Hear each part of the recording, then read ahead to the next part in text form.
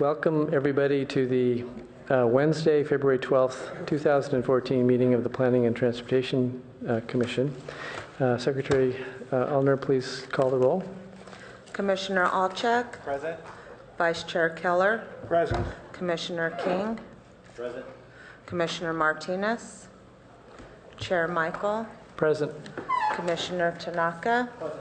5 present. Okay. Do we have any speaker cards for oral communications? No. Okay. Let's move then to the director's report. Good evening, Commissioners. Hillary Gittleman, the Planning Director. Just a brief report to catch you up on all the activities at the City Council. I'm sure you've been following some of them. But on February 3rd, we had a discussion with Council about our Palo Alto, this organizing principle for ideas, actions, and design over the next couple years. It was a really good discussion, and really we moved right into the action piece of that with a long discussion about planned community zoning. Ultimately, the Council adopted the staff recommendation, which was to take a timeout on new planned community zoning requests and the one project that was in the pipeline, and directed us to develop some recommendations and alternatives about reforms that could be enacted. I know the Commission has had some ideas that have been put forward. We're going to do some staff analysis and then be bringing forward some bringing back to you some of those ideas. So the Council did give us a deadline to, get back to them sometime this summer. So we'll be bringing that to you as soon as we can. Then earlier this week on February 10th, the Council had a long discussion about parking supply actions and took a number of actions. I think ultimately there were 5 or 6 recommendations that we brought to them that were adopted, including things like garage technologies that will enable real-time data on garage occupancy throughout downtown and potentially California Avenue, and different strategies for collecting revenue in the garages. So that was one of them, but there were a handful of other supply-related recommendations, and it was really kind of a preface, along with the RPP item that went to the Council at the end of January. It was a preface to a discussion we're going to have with Council on the 24th about transportation demand management. I think one of the Council members, or one or more of them, have discussed these 3 topics as kind of the 3-legged stool because they do all to go together. I think if it were up to us as neat and tidy planners, we would present them all in one night because they're so related, but we just can't get through that much material in one night with the Council. So they're on 3 separate nights, and the last night, as I mentioned, was February 24th coming up. And then just other things that are going on. The Regional Housing Mandate Committee meets tomorrow afternoon at 4 o'clock, and I know your representative will be there, but we're meeting now on a monthly basis with the committee, and it's almost entirely focused on the housing element update and the schedule for that. We're unrolling for the committee tomorrow our recommended schedule and outreach process for their discussion. And on that schedule, we've included a timeline for the meetings that when we'll bring the housing element update back to the Planning Commission for discussion. So I'm hoping that's a robust conversation. Once the committee blesses that schedule, we'll be off and running, and we'll keep you informed as we move forward. Thank you. I think that's all I have this evening. Well, thank you for your director's report. With that, let's open the public hearing. Vice Chair Keller has a question. Yes, I understand that as part of the PC moratorium, I believe there was also a discussion about whether or not there would be a moratorium on upzoning. Do you have any comments on that? Well, it was a wide-ranging discussion at the Council. I think in the course of the conversation, there were 3 possible motions, or 1 motion and 2 possible amendments. It's all a little bit hazy in my mind now, but the final recommendation that came from the Council was in line with the staff's recommendation, which was this timeout on PC zoning, and a request that we come back to them with an analysis of alternatives and reforms. we did engage in, well, like I said, we touched on a lot of subjects in the course of that long meeting. We tried to make the point that a timeout on a legislative act like PC reform is different than a, quote, moratorium. And it could have been broadened to include other rezonings, but the council majority did not go along with that. So moving to the public hearing, our first topic is the California Avenue Concept Plan, and we'll begin with a staff report. Thank you. Good evening, Commission. We are returning to you tonight with the request that the Planning Commission recommend City Council approval of the California Avenue Fry's Area Concept Plan. Following the specific direction provided by the Commission at the December 11th hearing in the form of 6 amendments, staff and the consultant have revised the draft plan for review by the Commission's Comprehensive Plan Subcommittee, which the committee approved at their January 29th meeting. Staff has received 1 comment from the public since then, which was emailed to the Commission as available at places at the back of the room. This report reflects, the report and the policies and programs reflects public, Commission, and Council feedback over an extensive public review period with multiple hearings at various bodies. The plan acknowledges the diversity of the area, and it also acknowledges that it is important to protect the area while enhancing and protecting the neighborhood shopping area along California Avenue.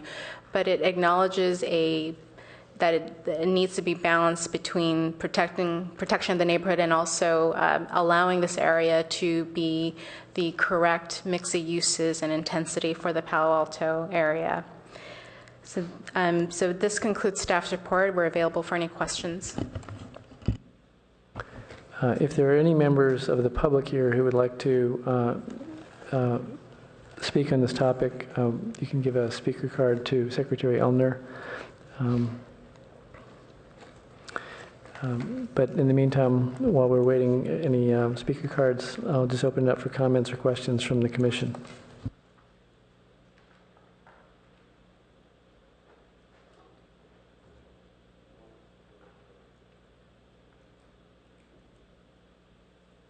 Commissioner King? Well, if we're burning time right now. The one one comment I would have to staff on agendas. So I see we got a new version here, or another version. Sometimes it's hard to tell which is the most current. These appear to be the same. Is it possible that we can do a rev? Because I know sometimes we will pull things, and the agenda that we receive in our packets then changes by the time we get here. Is that possible to have a rev number on the agenda document? I'm sorry, what was your question, Oh, sorry, Rob. Commissioner? Yeah. Can we add a revision number onto the agendas? Because sometimes it changes from the time we get the agenda Friday to the time that the meeting actually happens, and I don't think we include a revision number on the agenda. Sure. The only revision was that Elena Lee had caught that I had put the wrong date that it was continued from, but we can do that in the future. Okay. Yeah. And I'm not speaking the specific because I didn't catch that change, but if we would know. Oh, this is the most current. If we see it again. So anyway, sure. Thank you. So, Elena, I wonder if it would be possible. I know this topic has been on our agenda previously, and we've had sort of an in-depth report at that time, and we're not planning on doing that again this evening. But there were a number of changes that were made as a result of the discussion that we had at the last meeting, some questions or suggestions from the Commission. And on your report, beginning on page 3, you talk about these amendments. I wonder if you could just briefly touch on what's changed from the last version of the plan that we saw. Absolutely, thank you. So they were, as I mentioned, there were 6 amendments, and a lot of the amendments just were minor tweaks and changes, and also some changes to the document to reflect recent decisions as well as project changes. So amendment number 1, which basically changed program 3.4.1 to state that instead of Park Boulevard being the specific area that's appropriate for a public safety building, it was amended to say that the area in general, including Park Boulevard, is an appropriate area for public safety building. The second amendment, which is related to the Fry's area, basically removed the range of required housing. So it was changed to say that the minimum amount of housing on the Fry's area specifically would be a minimum of 20%. The third amendment was basically striking a policy which stated that the maximum permitted FAR should be allowed if enough underground parking and landscaping can be provided. So that was deleted. The fourth amendment was basically amending the boundaries of the CalAV concept plan area to extend towards the south to include Lambert up to El Camino Real. Basically, the intent of this is to show that we did look at this area, even though it wasn't formally in part of the plan originally, we did look at it during the analysis, and so that was reflected in the plan per commission direction. The fifth amendment was to encourage greater intensity in all uses. So in that case, we made changes to about 5 policies, basically stating that, if appropriate, that development shall be encouraged at the higher end of the allowed density. And that was made to 5 policies. The sixth and final amendment was basically inclusion of a policy to encourage housing be built in smaller sizes to provide a better range of housing for this area.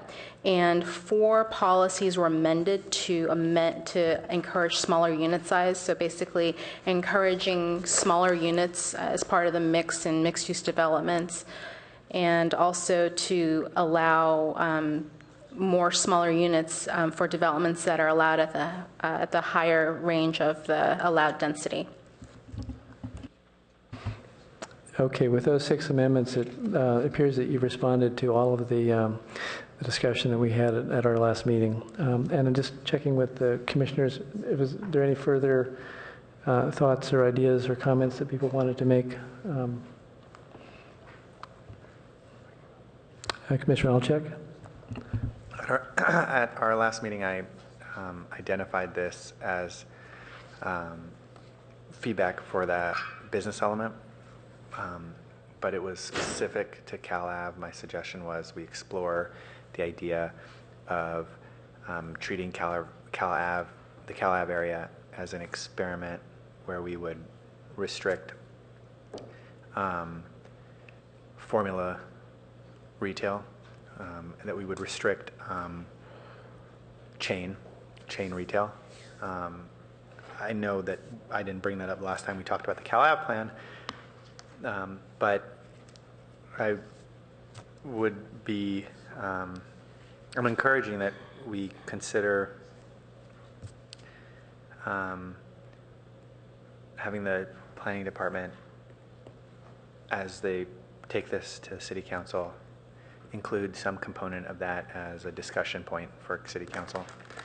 This notion that the retail space in the CalAV specific area be limited to local retail, or really just not chain retail. So I know I've sort of gone into detail. You guys know what I'm talking about when I say that. And there was some consensus here to consider that as a topic of discussion in the business element. And when I brought that up for the business element, I was actually specifically saying as an experiment in CalAV, not all of Palo Alto. So considering that this is the CalAV concept plan, I wonder if we would consider just having that brought up to City Council as a topic of discussion or to be investigated.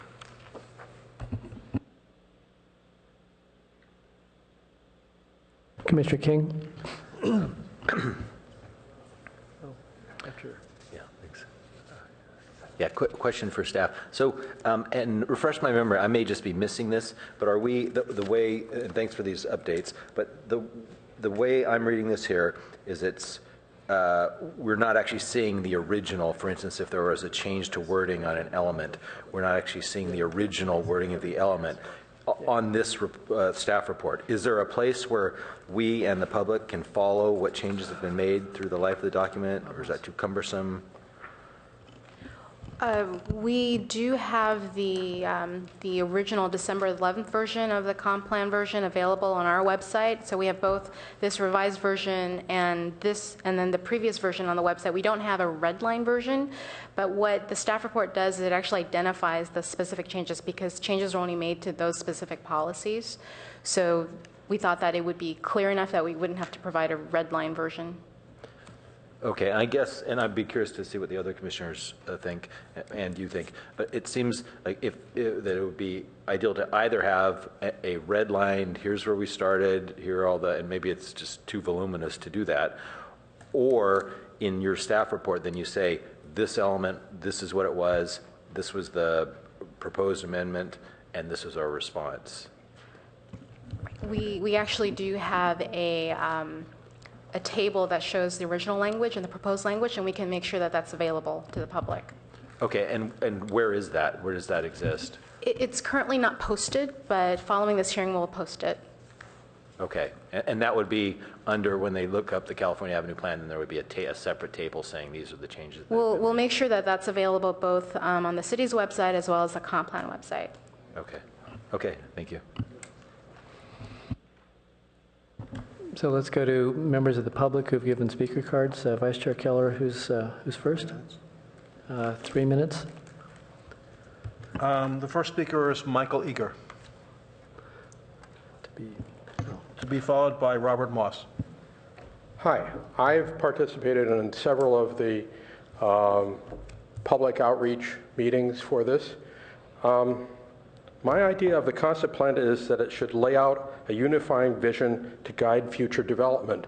My problem with the plan as written is it seems to be documenting the past, going up through current projects. It doesn't lay out a vision for the future. It doesn't address issues in the area. And if you look at the previous version of this, which had 395 Park, the big change from the previous version of this is 395 Park is now off the table. I'm skeptical about the area along Park Boulevard as a technology corridor, mostly because the existing buildings and existing plans, projects which are planned there, don't fit in with any conceivable concept of a unified technology corridor, at least none that I can see, and certainly not one that I found in the plan here.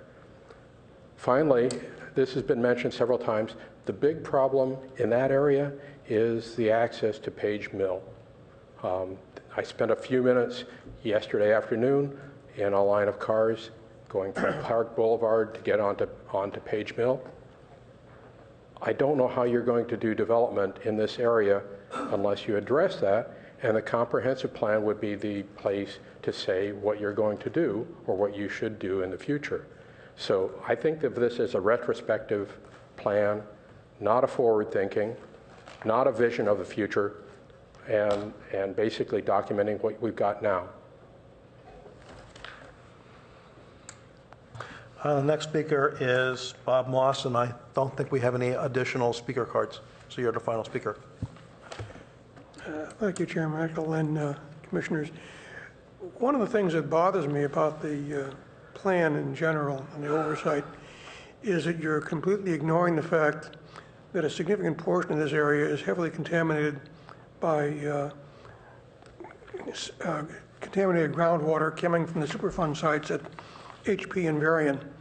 The area in general is called COE, California Olive Emerson, and the area which is most contaminated is basically from Pepper to Sherman, and in the California Avenue context from El Camino to Alma.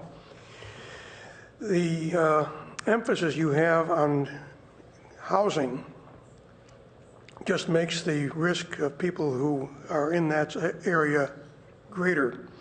The major contaminant of concern is called TCE, and the toxicity level of TCE has been, let's say, reduced significantly in the last 3 years. Also, in just about a year and a half ago, it was found that exposure of a pregnant woman for as little as 3 weeks to TCE at levels as low as 0.5 ppb is highly likely to cause birth defects. And in residential areas, exposure to levels between 0.5 and 1 are highly likely to cause cancer. So when you build residential buildings in this area, you have to protect the people who be living there. And nothing in this plan even recognizes the fact that you have a real problem with contamination and toxics on the site. So I think you should go back and take another look at it and at least address it. For example, the classic 2755 El Camino, where the proposal was to put in a 3-level underground garage, which would penetrate 3 highly contaminated aquifers. In Mountain View, in the MEW site, which is similar to COE, not a single project with an underground garage has been built since 1993.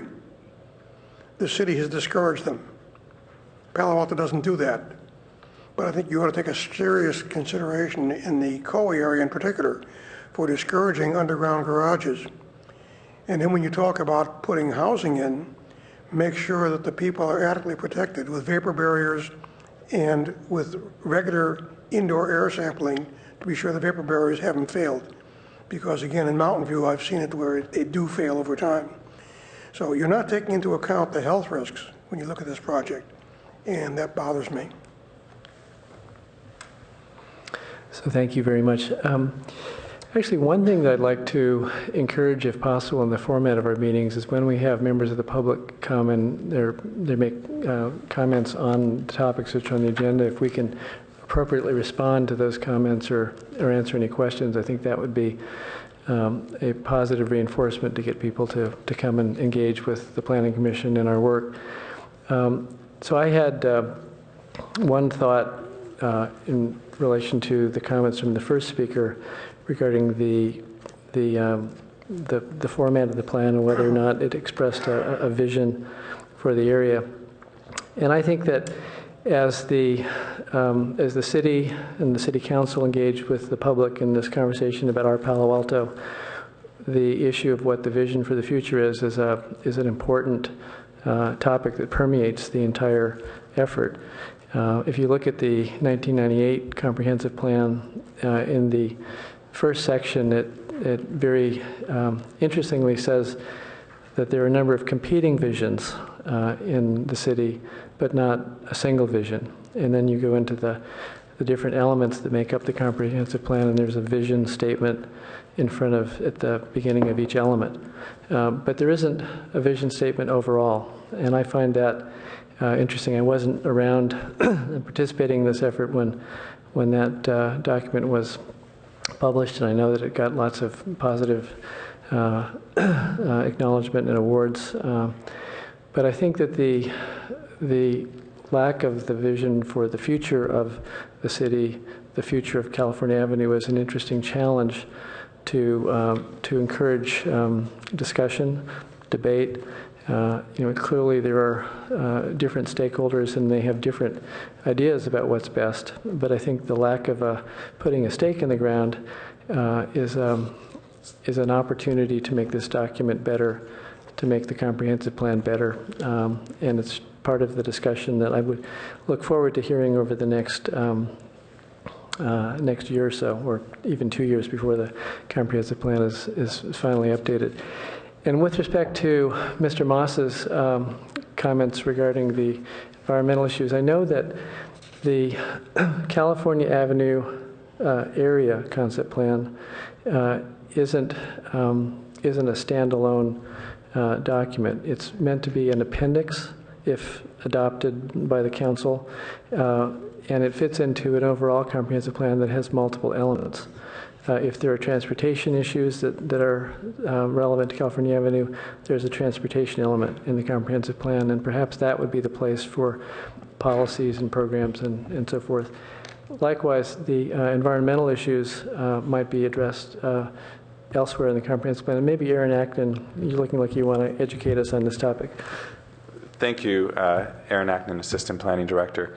I think you pretty much covered. I think the thing we would note is that this comprehensive plan will undergo a full environmental impact report that will look into issues like that.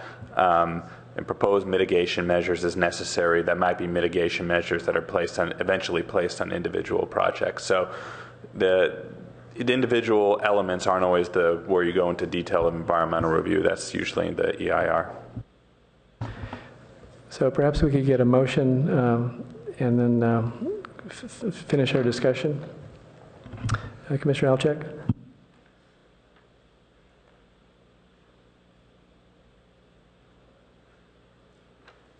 Just thought I lost it on my. Okay, I move that staff recommend, excuse me, I move that we approve this draft California Avenue concept plan and support its inclusion in the draft comprehensive plan update and move it up the chain. Motion by Commissioner Alchek, second by Vice Chair Keller. Commissioner Alchek, would you like to speak to your motion?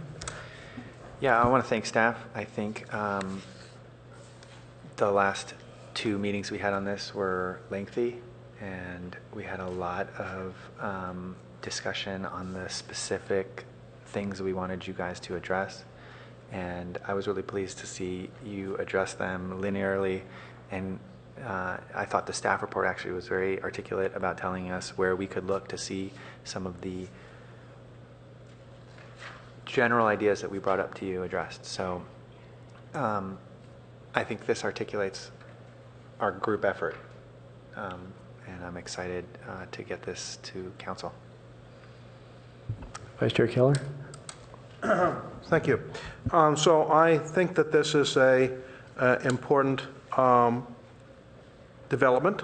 At least the comp plan is. I'm not sure about all the developments that will happen as a result of it. But I think that there was input from the public, and staff did a lot of work. And I know that the commission had lots of meetings in addition to tours of the affected area. And I'm wondering, I'd like to entertain 3 particular things that we might consider giving directions to staff on. And I'll make those as amendments that may be friendly or unfriendly as the maker decides. The first is a reference to the underground pollution plume of TCE and concern for the impact on development of that plume, and basically make a reference to that in the narrative here, so people are, so it's front and center while people are reading that. So I make that as a friendly amendment.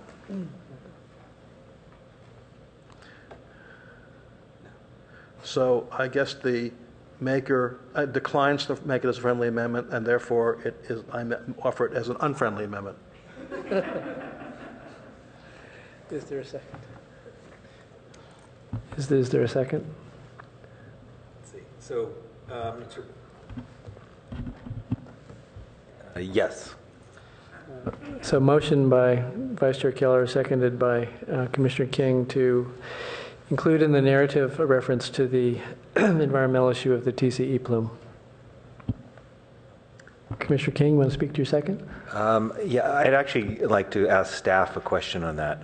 As far as, so currently, and I know there is, some truth. I remember a couple of years ago, at least in the paper, there was a story that there was, I believe it was some Google-related buildings where they had found unsafe levels of TCE in the air that they had not realized was a risk. So how does the city, or Palo Alto, protect their citizens from that potential? Elena could add. So, for instance, we have a building under construction right now, 195 Page Mill, and you could correct me if I'm wrong, but my understanding is that we require that a special inspector be out there during construction to make sure everything is being built per the federal, state, and local regulations. So, in that area, there are extra steps that someone has to go through when they're going under construction, and extra remediation that they have to do prior to construction. Staff has been working really carefully with the Regional Water Quality Board. They're actually the agency that the Environmental Protection Agency has designated to to regulate the cleanup of the area. So that would be the California olive, Emerson, plume. So staff has been working very carefully with all those agencies throughout reviews of individual projects such as 195 Page Mill, as well as the mixed-use project at Birch. So we're very aware of this contamination issue. We work very carefully with the applicant's consultants. We've also hired our own consultants to do peer review at times and have regular conversations with both with Water Board. We also understand that the Water Board is working very closely with Environmental Protection Agency in trying to make sure that adequate protections are put on site. And so part of that has included additional inspections on site throughout both, not just the construction process, but also a year after the buildings have been occupied. So there have been a lot of measures put in place. Yeah, the other item is in the concept plan does acknowledge this issue. So this would be policy CACP-3.4, and this would be in the Park Boulevard sub area. So this would be on page 18. It does state that we shall work with property owners to ensure remediation of remnant contamination required for compliance with federal, state, and local regulations. Which one was that? This is page 18, policy CACP 3.4, above goal CACP 4. In that case, I withdraw my amendment since it's covered. Okay. The second thing is to incorporate a reference to the policy that we asked to add to the business and economics element regarding the retail mix study, and basically put in the narrative a comment referencing that study as being applicable to the California Avenue Business District. And that would be basically in the area of CACP2, we're talking about the main business district. So I'm proposing that as a friendly amendment. I welcome that. Okay. And the third one is that we put a reference to the need, probably in CACP1, I would guess, need to balance the rate of growth and parking availability and traffic congestion concerns.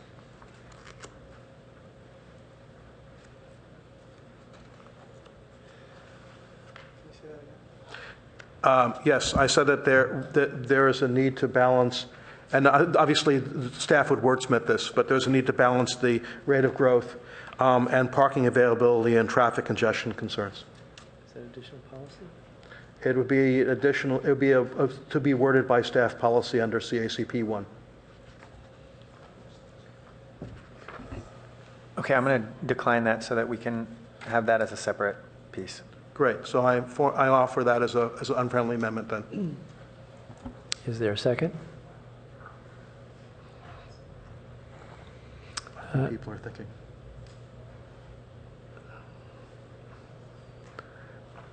I think it appears to fail for lack of a second. Okay. All right. Thank you. In that case, I'm finished with my comments and the proposed amendments, and I look forward to us having this item, and I believe it now then goes to more public feedback along with the rest of the comp plan. Is that the idea? Yes, this will go to City Council for their formal decision, and then it would be incorporated into the overall comp plan process, and that does include extensive public outreach. Thank you very much. Through the chair. I'd like to add one thing, is that although staff didn't include it in our initial recommendation, we too are supportive of the second amendment that Vice Chair Keller had about exploring the possibilities of a formula retail ban or regulations on Cal Ave. All in favor of the motion, please say aye. Aye. Question. Yeah, I'm just not sure. So Arthur, that his amendment was fairly long, and so I just want to make sure what we're voting on. Could you or staff read what we're actually voting on? I understand, of course, the core. And my concern is just that we're not saying we will have restrictions. We're just saying we're going to investigate restrictions. Commissioner Alchek? Okay, the motion is to approve, excuse me. Keep switching to the next. It's to, It's to support the inclusion of the California Avenue Area Concept Plan in the draft comprehensive plan update, including the proposed amendment to make a reference to a policy favoring non-national chain retail. Yeah, it's explore. It's to refer to the discussion we had when we talked about the business element regarding, I think, retail, and also there was retail and housing mix, and then there was a second component about no loss of retail. So that discussion to include something about investigating those topics. Correct. In the concept plan's continued evolution. Okay, I'm going to try something. What does staff understand That's basically that. My understanding is that it would be the same policy that we included in the business element, which is basically to explore the possibility of different regulations related to formula retail bans or investigating the right mixture of uses within the CalAV area. Okay, so we're going to support, the motion is to support the inclusion of the California Avenue Area Concept Plan, including staff to explore the possibility of incorporating some constraint on formula retail in the comprehensive plan as in the appropriate location. That works. All in favor? Commissioner Tanaka. Can you allow some discussion on this before we vote, or you want to? Certainly, I thought we had the discussion, but if you'd like to discuss it, please proceed. Okay. So I don't support that motion like I didn't last time, mainly because of two reasons. One is because I believe that I think freedom of enterprise. I think it's important that the best business thrives, even if it is a chain or if it's not a chain. I think the example we talked about last time was Apple. Someone said Apple was first in Palo Alto. Now it's a chain. It's 400 stores. We do not want to have Apple now in Palo Alto. It doesn't make sense. I think the other thing is I think it hurts the consumer as well. So I think in the thought of trying to do the greatest good, I think it's important that the best business is allowed to thrive and that consumers are given a choice, even if it is a chain.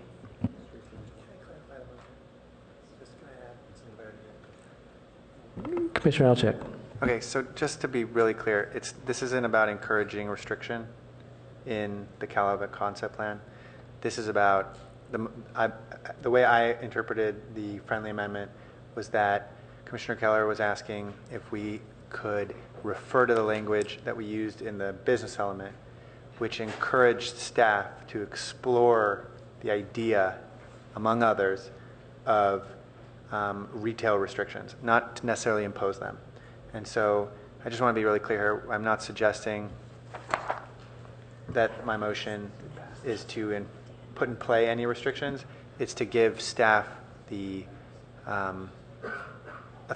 power to begin a process of evaluating what sort of restrictions could we contemplate, what sort of options do we have in that area of deciding how that retail mix will occur. And then there were other issues that we discussed in the business element, included no loss of retail and housing mixes. And so we had this really lengthy discussion on the business element about the idea of exploring these topics, not actually making them a reality.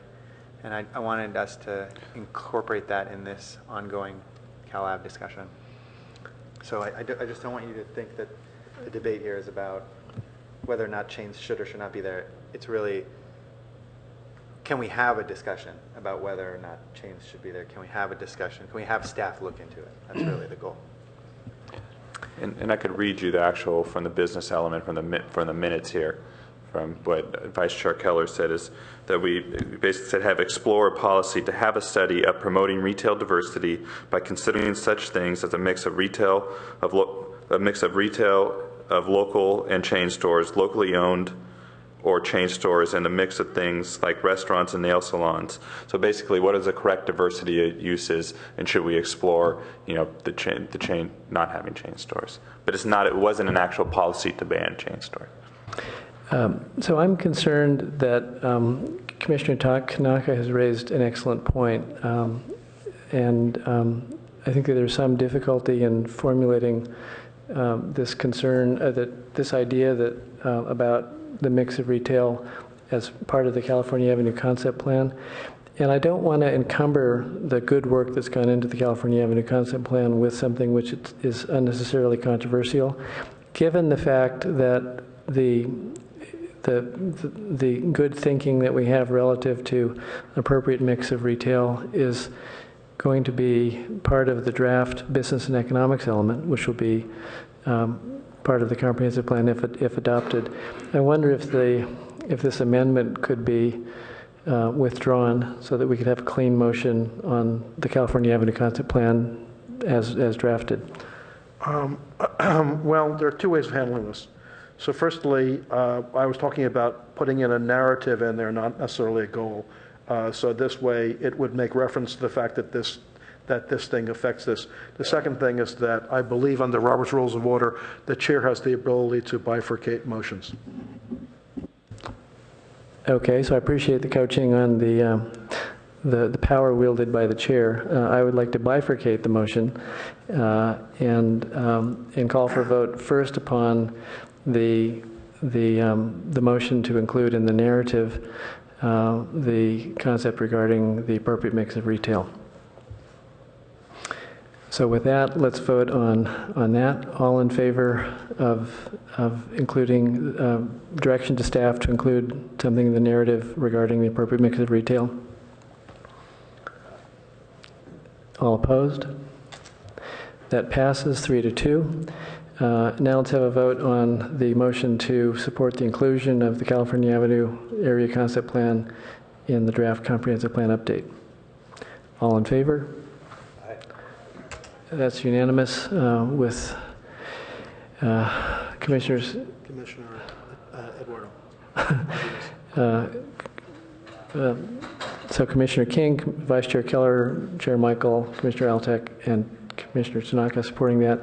Commissioners Tanaka and Michael voted no on the prior motion. Congratulations. So let's move right into the next topic, which is an update on the Matadero Bicycle Boulevard. And let's begin with a staff report from Jaime Rodriguez, the Chief Transportation Official. Chair, before we begin, we just need a couple of minutes to try and get the password unlocked. In that case, let's take a 5-minute break and you can work on your IT solutions.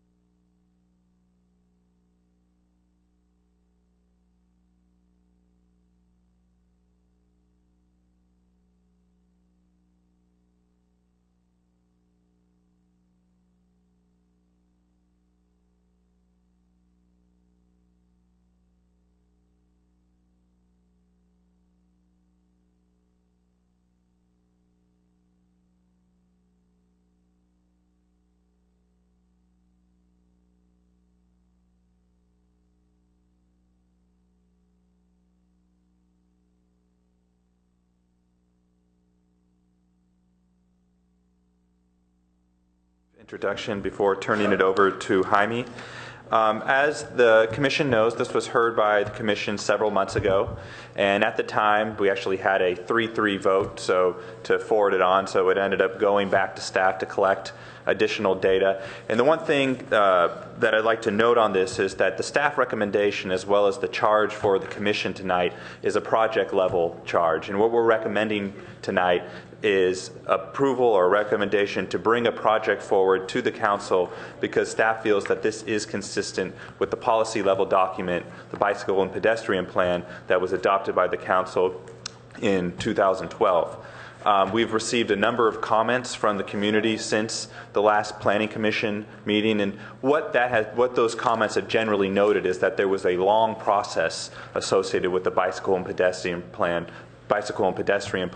that included a number of meetings, both public meetings or community meetings, meetings at the Commission level, as meetings at the Council level. So tonight, what we're looking on is just one segment of an entire plan, and I'll turn it over to Jaime because he could point out the various reasons why staff is finding that this is consistent with the policy level document, which is the Bicycle and Pedestrian Plan. Thank you, Aaron. Chair Michael, members of the Commission, my name is Jaime Rodriguez, and I'm the Chief Transportation Official for the City of Palo Alto.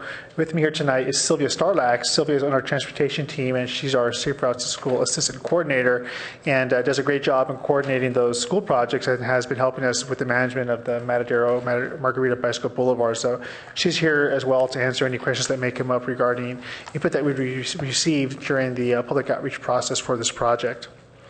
So before I begin, I just want to let you know right away that I'm going to walk you through a very similar presentation to what the Commission saw back in November. And the reason for that is actually just to give benefit to the people that are watching this at home or that may be watching it later so that they can get a little bit more perspective regarding some of the outreach that we went through, which is summarized in the presentation for you. So as Aaron noted, the city adopted a bicycle and pedestrian transportation plan in 2012. That document was developed over about a year's and a half worth of outreach that included, several community meetings, a fairly extensive online outreach effort, and was approved by both the Planning and Transportation Commission at the time and the City Council prior to its adoption. The plan itself includes several categories of projects. Those include what are called across-barrier connection type projects, or ABCs as we call them, and those are for fairly significant capital type projects such as the proposed Adobe Creek Highway 101 pedestrian overcrossing. Another element of category type is what we call our bicycle boulevard category. That's what we're here to talk about tonight. The plan recommends priority types of projects for each one of those categories, and the Matadero Margarita Bicycle Boulevard is the second priority project within the Bicycle Boulevard program. And there are a lot of reasons why we advanced that project early on in addition to its priority. Specifically, it was consistent with other projects the city has active or was planning back at the time when we brought this to you in the fall. Specifically, we are currently going to begin a redesign of the Park Boulevard Bicycle Boulevard which is the east end of this specific corridor. We have an active Bicycle Boulevard corridor design project on Maybell just to the south within the same Barron Park neighborhood. We have several projects which will be kicking off for your interest and for those people in the community. We'll be awarding about 13 new Bicycle Boulevard or enhanced bikeway projects at City Council on March 10th. And a couple of those projects that are going to be considered for award linked to this project, those include an extension of the Bryant Street Bicycle Boulevard, just to the east of this corridor, as well as the Barron Park's bicycle route program, which I'll show you shortly. So again, just to frame kind of the location of the project for you, the proposed Matadero Margarita Bicycle Boulevard is shown here in purple. It's within the northern periphery of the Barron Park neighborhood. That area is bound by El Camino, Page Mill, and the Ballpark Path or Palo Alto High School. The project itself extends across El Camino into the Margarita Avenue area and terminates at Park Boulevard. To frame for you, again, the proximity of some of those other projects, because what we're trying to do, again, is build a network as recommended within the plan. Here's, again, just some of the existing facilities in that general vicinity. In red is the Ballpark Path, which again extends out towards the Stanford Research Park, across Palo Alto High School down towards Foothill. We also see here in purple the Park Boulevard Bicycle Boulevard that we referenced earlier that is currently under design. Here we have the Maybell Avenue Bicycle Boulevard, which again is currently under design. And we have in green, the Barron Park Bicycle Routes Project, which is proposed for award at City Council next month. And then that ties to existing facilities, along bicycle lane facilities on both Meadow Avenue and Charleston Arastradero Road. So you begin to see how, even though this is just one individual link, it's a link of a very extensive network that was planned by the city and that which the commission, the council, everyone participated in. So I do want to re-summarize for you some of the feedback that we received to date. We did hold 2 specific community outreach meetings for this project. The first was early in the spring last year. And that was to really just introduce the project, introduce kind of the typical types of treatments to the community that we would do as part of a bicycle boulevard. And really, most importantly, just to solicit areas of concern so that we could focus on during the design. In the second outreach meeting, we presented draft concepts that were responsive to that input that we received from the community from the first meeting. And every month since this project started, this has been discussed at the Palo Alto Bicycle Advisory Committee. We came to the commission here back in November, and at that time, there was a request by the commission that we we identify more traffic data, collect that data, and present it to you. And that's really what the intent of tonight's meeting is about. Some of the quick summary of the input that we got from the community, and this is something that we've heard as a consistent message on every bicycle project that we've worked on so far in my almost 4 years here now, and that the bicycle projects are not just about the bicyclists, they're just as equally important towards the pedestrians. And so we've made a strong effort as part of this specific bicycle boulevard project on Matador Margarita to provide equal weight and improvements to pedestrian opportunities as well as bicycle. We also, for this project, had very specific concerns regarding making sure that there were clean lines of sight down the corridor between bicyclists and motorists, that we identify opportunities to discourage vehicle speeding on the corridor. And I'll share more of that data with you shortly.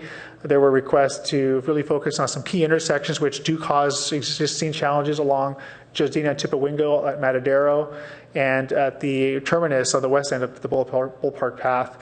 We also received some community feedback regarding opportunities that the community wanted us to consider as either a part of this or in some future project. And again, we are trying to keep the project here focused, but we did hear from the community that there was interest in whether or not the city could consider a trail opportunity on what is called the Chamalis Greenbelt to the north periphery of the Barron Park neighborhood. We don't know if that's a good idea or a bad idea, but we definitely are committed to holding that as a project that we can reintroduce during a future update of the bicycle plan to solicit more community input to see if it's appropriate for the city to begin to allocate resources towards that in the future. There's also interest here in wanting to do more pedestrian-focused improvements at the Josina Chamalis Tipawingo intersection. I'll walk you through that shortly.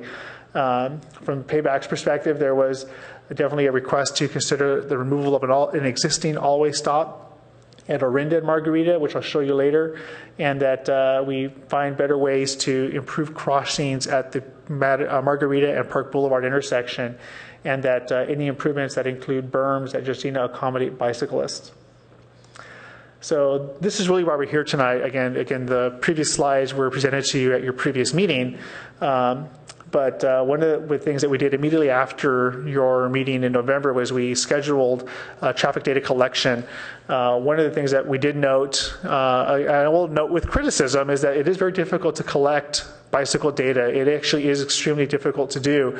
The only way to do it effectively is to actually deploy video-based cameras, have that video recorded, and they really have someone just play it back and count bicyclists and count cars and count pedestrians. And that's exactly what we did.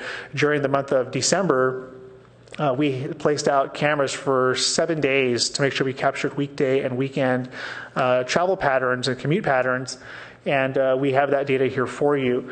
What we're seeing real quick is that we captured video at 4 locations. One was actually on Laguna, just to the south of Matadero, because we wanted to capture the bicycle and pedestrian activity on the Bull Park Path. Again, this project connects to that on its western terminus, and we felt it was important to help us realize, hey, what the heck's happening on the Bull Park Path just in general.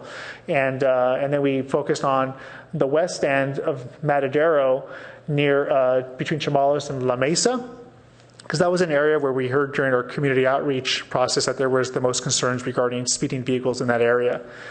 We also did data collection at near Chamalis, Chippewa and Josina, because again, that was an area where there was repeated community concern regarding horizontal curves within the roadway and impacts regarding sight distances between vehicles and pedestrians and bicyclists. And then lastly, we did a data collection point out near Margarita, just before the Orinda intersection. And so what we're seeing here is some very specific findings. One is that the Bull Park path, and I'll move from the west to the east. The Bull Park path has always been an extremely popular facility, and we've heard that repeatedly through our outreach processes. We never really had good, strong data. But what we're seeing is that, again, it is a very well-utilized corridor. During a typical weekday, we're seeing close to 800 bicyclists and pedestrians using that specific corridor, and I would note that that's about almost 800 less vehicles that are on the road in a day, because the people that are, in this case, a lot of students, that's one less car that's traveling to a school. So that's really why we're building these networks, is we're trying to give people opportunities to actually take advantage of these dedicated, off-road facilities, but you have to get to them. And that's what the point of what we're trying to do with this project. Along Matadero, I would say that we validated some of the concerns that we were hearing from the community, that they felt that the vehicle speeds were definitely more excessive within the western portion of the corridor. And typically, if I was talking to a neighborhood resident in a more urbanized part of the city, I would probably say, hey, 30 miles per hour really isn't that fast, for a residential street. That would be somewhere that would be in line with the kinds of speeds we would expect to see within a residential neighborhood that's improved with curb and gutters and sidewalks. But as you're well aware, and as the people in the audience may be here tonight, is that Barron Park has a very specific design program for that community. It has a very rural environment. It does not have curbs and gutters and sidewalks. And so there's a much different experience for a bicyclist and a pedestrian when they're walking down Matadero, say, versus walking down University Avenue. If you're buffered by parked cars and park strips, a car at 30 miles per hour may not really bother a pedestrian. But if you're a pedestrian and the car is going 30 miles per hour, 5 feet to your side, that is an extremely uncomfortable experience, and an experience that most parents would not want their children to be experiencing on a daily basis. And so I think, again, that those concerns or validate the recommended types of traffic calming measures that are proposed here in this project, including specifically along Matadero, a series of speed humps and a speed table near Chippewa to try and encourage those vehicle speed reductions. Near Margarita, again, here we're seeing things that, in a lot of ways are ideal for a bicycle boulevard. Vehicle speeds are already traveling at about 25 miles per hour. That's a very comfortable speed for a pedestrian that's walking within the sidewalk. And for a bicyclist that's traveling down the roadway, would be a little bit more in line with the kinds of speeds that we would just want to see as part of a bicycle boulevard. Within our bicycle plan and in general practice through the design of bicycle boulevard facilities, we're really striving for two things when we try and identify an appropriate corridor for bicycle boulevard. One is that the vehicle volumes be preferably less than 3,000 vehicles per day. And as you can see in this table, that's the situation we're in with Matadero Margarita. When the community identified that as a priority corridor, it's because it kind of already was in line with the types of roadway conditions that we want to see on the bicycle boulevard. We also tried to strive for speeds at as close to as possible, 25 miles per hour. Again, I think for Margarita, we're already there. But for Matadero, we need to bring those speeds down, more importantly, because of the lack of the improved pedestrian facilities. And with the amount of traffic calming measures that are proposed, I do believe that once those are in, that we will begin to see those speeds, and that would be part of our responsibility to do more data collection after the implementation of the project. So I'm not going to walk you through all of the elements of the proposed plan like we did last time, but I will just highlight a few points that respond to the data collection and concerns we heard from the community. Again, along Matadero Margarita here, which is horizontal to the screen, you see a series of wayfinding and branding signage down the corridor with the purple signage.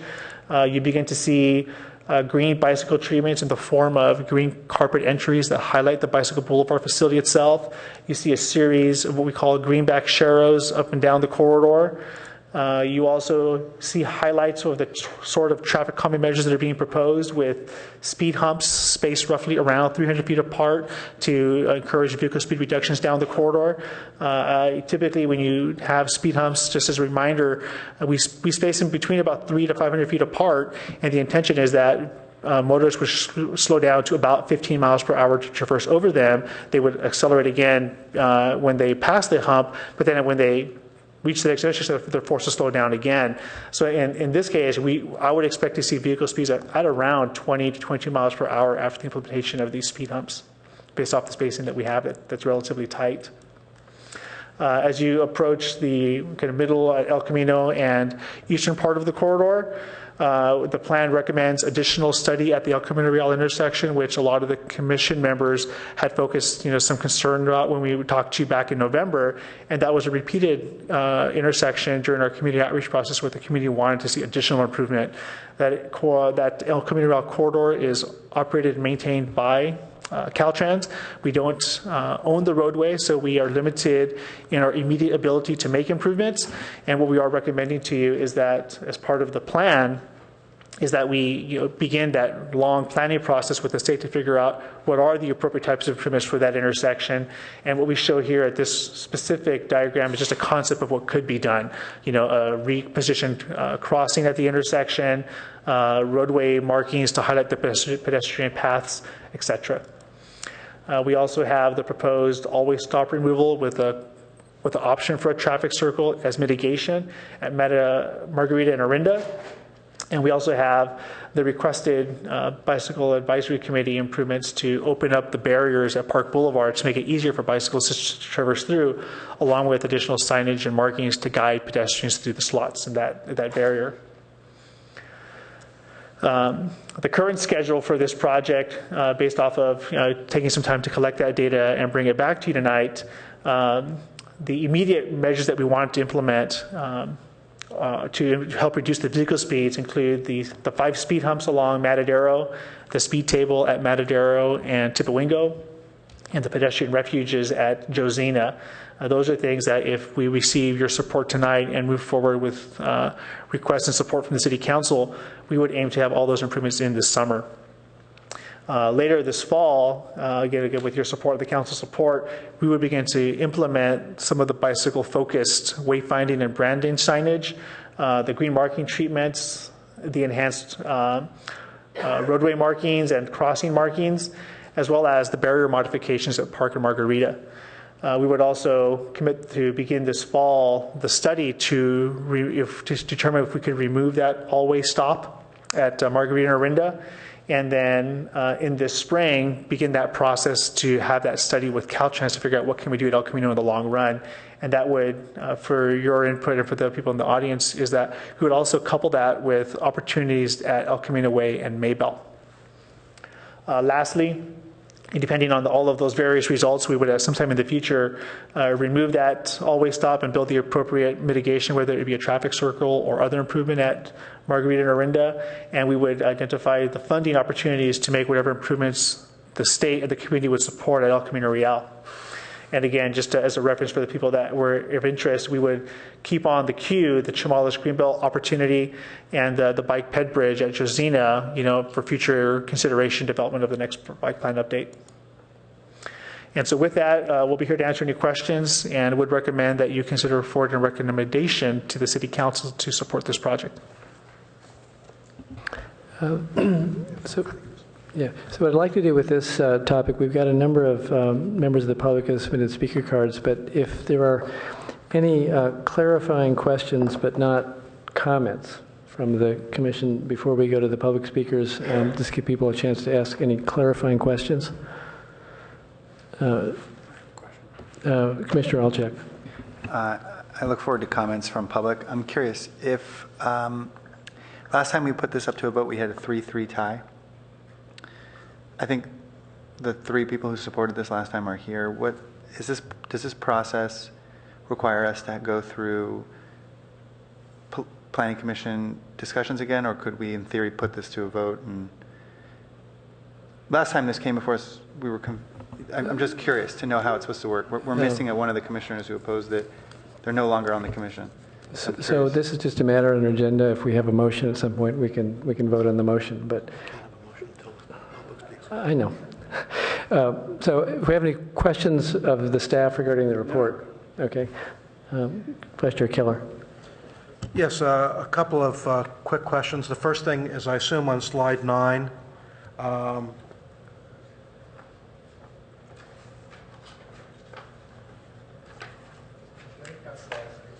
it's after this. Keep going forward. It's where you had your list of tasks to do. Yes, I assume that that's spring 2015, right? That's a typo? No, we would actually want to begin the process to begin discussions with Caltrain now. So this spring, we'd actually begin the discussions with Caltrain. Okay, so the discussion with Caltrans is happening now, not it a year will from start now. after approval. Okay, thank you. That's useful clarification. And the second thing is that you had an orange thing on the intersection over between near where in the Julie Court to Witzel. That's that orange thing over there. I think it's on the previous one. There. Could you tell us what that orange thing is and what it is and when it would happen? Thank you, Commissioner Keller. I believe you're referring to the Josina and Matadero intersection down here towards the. Yeah, that's it, exactly. Then it looks on the top of that near where the arrow is. There's an orange, looks like a hash thing.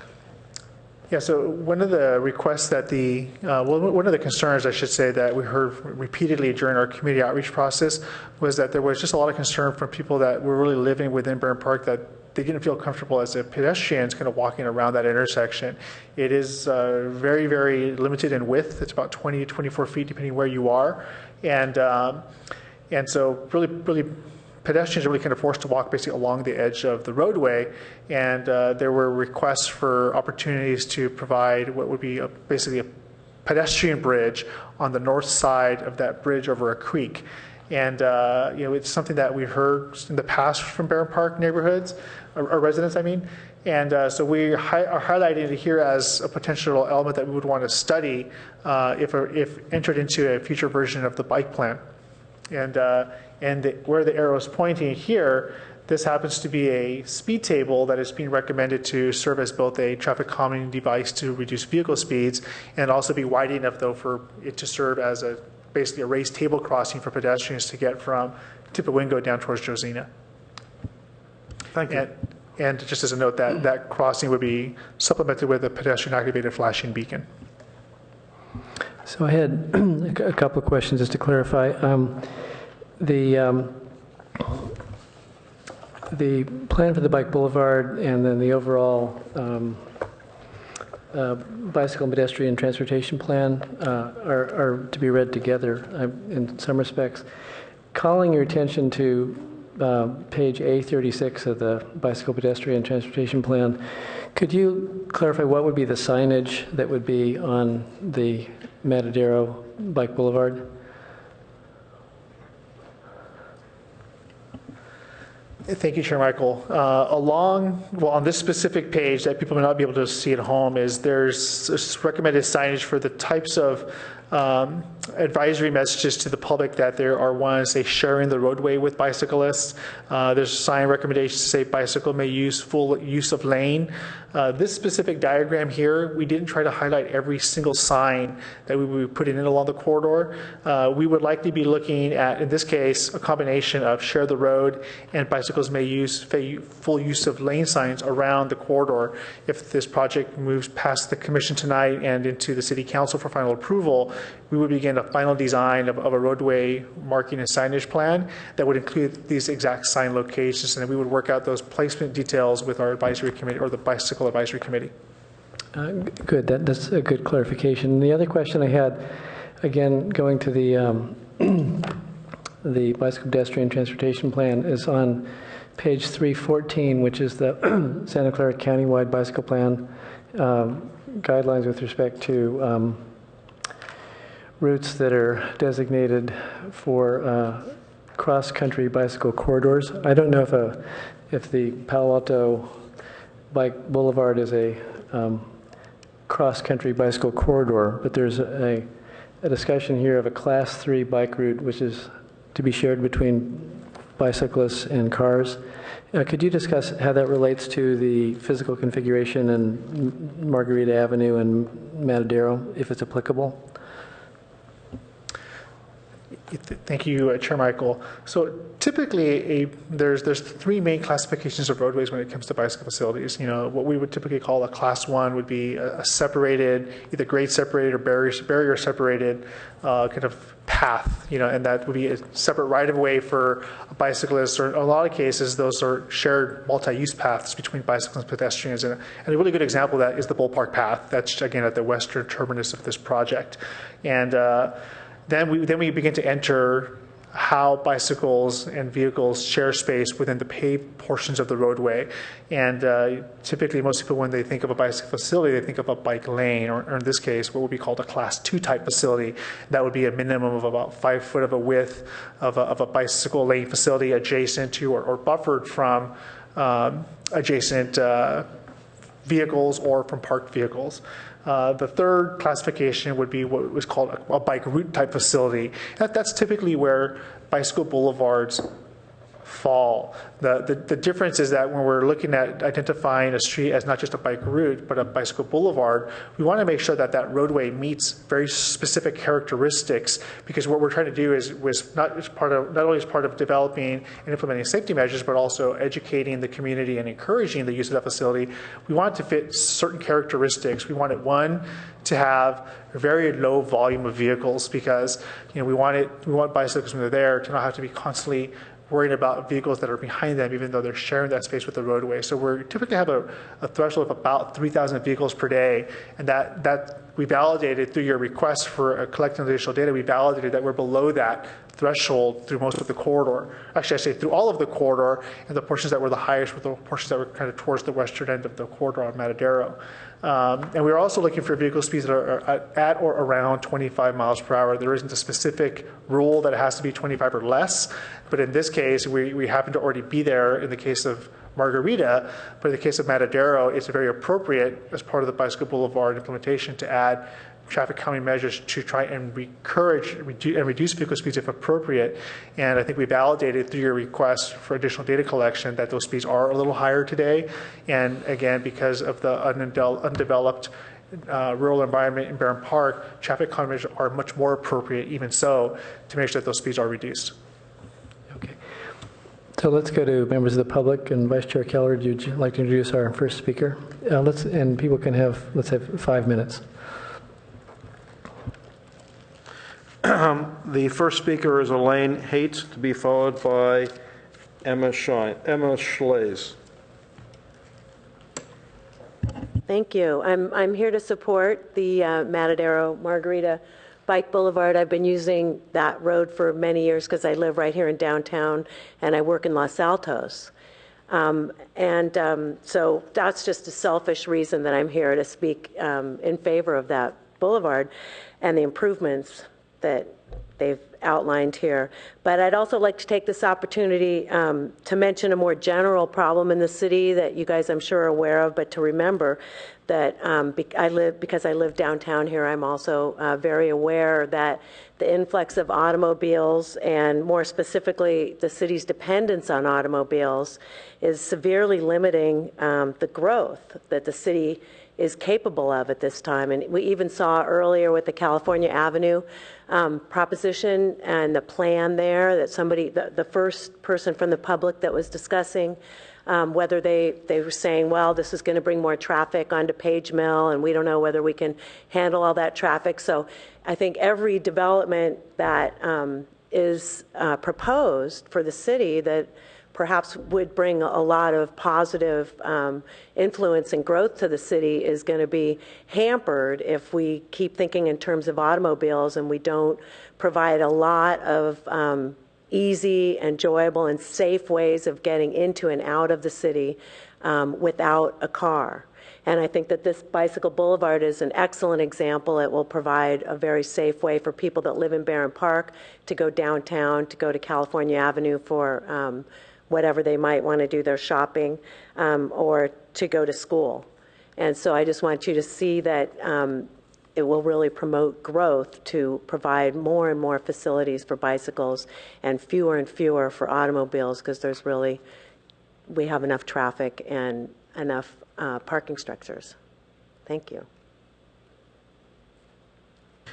The next speaker is Emma Schlaze. I hope I'm pronouncing that correctly, followed by Eric Nordman. Yes, it's Emma Schlaze. I'm the advocacy coordinator for the Silicon Valley Bicycle Coalition, and we sent you a letter, I think is in your packet. I just want to echo kind of everything that Jaime said in his presentation. We totally support the staff's implementation plan for the Matadero Margarita Bicycle Boulevard, and in general support the implementation of the network of bicycle boulevards and other bike facilities as laid out in the very well done bicycle and pedestrian transportation plan. I just want to point out again that this route is designated as a number 2 priority bicycle boulevard in the plan. It's an important east-west corridor. It is the only route between Page Mill and Los Robles that connects across El Camino Real, and it's also signalized, which helps make it safer for bicyclists. The traffic counts show that there's already an average of over 100 bicyclists per weekday. So they're already using this route, and it's essential to make it safer for them by reducing traffic speeds. And these improvements will only increase the amount of users, and that's important. I think it's just important to create these low-stress routes in order to encourage people to choose bikes over vehicles as transportation. So we encourage you to recommend it for approval to the City Council. Thank you. Thank you. The next speaker is Eric Nordman, to be followed by Robert Neff.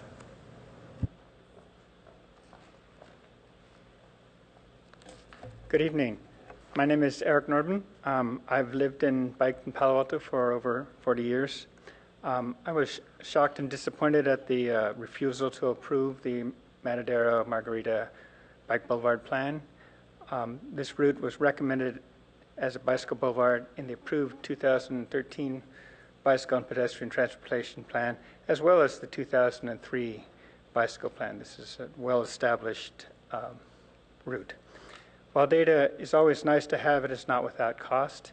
In this case, the cost was an additional about $11,000 for a consultant study, as well as an unknown amount of staff time, but more importantly, multiple season delay of the project. The 2012 Safe Routes to School survey posted on the city's website showed that 55% of gun students biked, 7% walked to school. Bicycle counts at Gun show over 800 bicycles on a given day. And it seemed to me that this alone was enough bicycle and pedestrian traffic to justify these route improvements, which were primarily geared to improving safety. Building a bicycle boulevard network is critical to addressing key Palo Alto goals to double the bike commute rate and cut greenhouse gases by 15%. This is not just my view. Sam Adams, the mayor of Portland, said, "We did a lot of research and we did a lot of focus groups on what it would take to get from 8% to 25% of all trips by bike.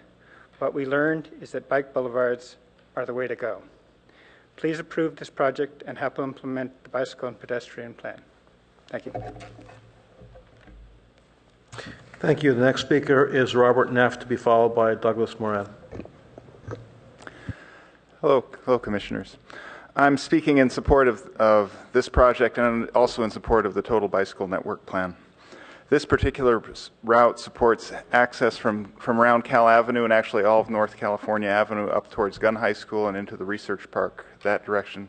It also supports people from as far away as East Palo Alto, and actually a coworker of mine in Fremont rides along that boulevard to get down to work in Santa Clara, using that route and the ballpark path to get to Foothill Expressway. Also, if you're in Mountain View and heading towards Stanford Research Park, it's a pretty good route to come across along the bike, say near Middlefield, and then go up using this to get to Stanford Research Park. There are two aspects of the plan I wanted to highlight. One was the wayfinding, which will help users identify that this is a good route when they're on adjacent routes and thinking about how do I get to another part of town. When I first moved here 19 years ago, I started riding my bike to work, and so I took the route that seemed obvious, which was more or less straight up Foothill Expressway and left on Deer Creek Road. Not up Foothill, up Page Mill. And after a few weeks of making that left turn there, a friend of mine told me, oh, well, there's this other route you might want to take. There's this bike path behind Gunn High School. And I just had not figured out a way to find that route. And so I'm hopeful that this kind of, the signage that we're putting in will help people identify this. Second, the traffic calming will make biking along the route less stressful for all kinds of bicyclists, and this can improve acceptance and participation of biking along this corridor by all parts of our population. I just read a book describing a visit to Amsterdam, where bicycle use is a way of life for basic transportation, and that's for everyone, young and old, men and women, in any weather. They get rain there. And it's a vision that I hope we can move toward in Palo Alto. Thanks. Thank you. The next speaker is Douglas Moran, to be followed by Robert Moss. Hello, I'm Douglas Moran. I live on Matadero near Emma Court. I've lived there for 25 years. I've bicycled this route. It's been a heavily used bicycle route since the late 1980s. As a member of the Barron Park Association board and as its traffic chair, I worked on this issue for 20 years. It was a Sisyphean task. We would try to get improvements, and they would seem to be about close, and then they wouldn't happen. And this went on and on. I know a number of you have concerns about declaring this to be a bicycle route, and I understand that. However, the situation that the city presents us with is that there are two ways to get improvements for the bicyclists who use this route. One is to become a bicycle boulevard. Two is to get somebody killed. Now, I hope you can go and deal with the speed control. I'm very disappointed in this plan because there was a lot of input from the neighborhood, people who regularly use this path as pedestrians and as bicyclists that didn't make it into this proposal. This proposal also understates the danger of Matadero. Jaime talked about people being uncomfortable with cars passing 5 feet away from them. One of my neighbors pushing her baby up the street stopped me, having seen the announcement, and she said, I hope they get rid of the center lane because the cars go zooming by me at 35 or 40 miles an hour. I asked her, how close are they? She said 2 or 3 feet. You stand out there on the street and you see cars doing 35 to 45 blowing by people at 2 to 3 feet. I've had a bag I was carrying hit by a car passing me. These are not because it's narrow lanes. They are narrow lanes. But it's because we have drivers that do not pull out into the center because of that center lane. With the speed humps, I'm hoping that we can get rid of the center lane, but that proposal, although it was a major factor, is not part of this plan. This plan also deals with pedestrians only in the area around the bridge. This is a problem of people being passed closely all along the bikeway, all along the street, just as I said, of that mother.